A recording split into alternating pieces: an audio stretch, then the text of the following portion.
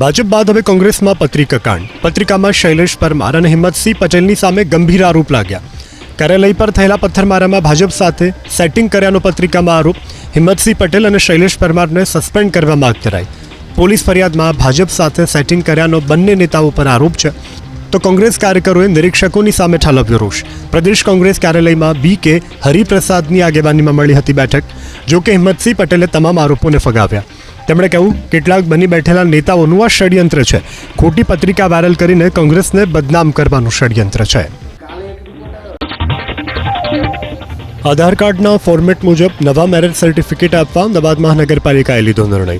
હાલ મેરેજ સર્ટિફિકેટમાં પુરુષનું નામ, તેના પિતાનું નામ અને અટક લખવામાં આવે છે. તે રીતે મહિલાનું નામ, તેના પિતાનું નામ અને અટક લખવામાં આવે છે. ત્યારે આધાર કાર્ડ માટે પુરુષનું નામ અને તેની અટક, તે રીતે મહિલાનું નામ અને તેની અટક લખેલું પ્રમાણપત્ર માંગવામાં આવે છે. જેને લઈને આધાર કાર્ડના ફોર્મેટ પ્રમાણે હવે નવા મેરેજ સર્ટિફિકેટ આપવાનો નિર્ણય લેવાયો છે.